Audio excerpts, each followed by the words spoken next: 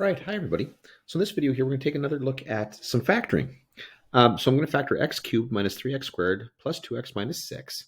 And when I look at this, I notice I've got four terms there. What I'm going to do here is I'm going to group together the first two terms. The first two terms. And I'm going to group together those last two terms. And when I do that, when I put parentheses around the first two, parentheses around the last two here, I am going to push an addition sign in between.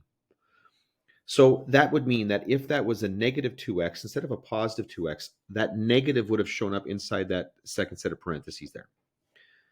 Then what I do is I'm looking for something that's common between the two terms in each set of parentheses here. So in this first one, I'm looking at the x cubed and the negative 3x squared, and I notice that there's an x squared that's common to both of those. And that's going to leave me with an x minus 3 when I factor that out. And then over in the second set of parentheses, I know that there's this common factor of 2. So I'm going to factor out that 2. And that is going to leave me with an x minus a 3.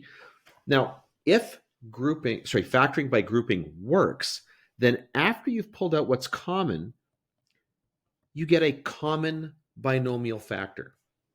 And so now, between these two terms here, I can factor out that common binomial factor, that x minus 3, and it was being multiplied by x squared, okay, that x squared right there, plus 2, and that's that plus 2 right there.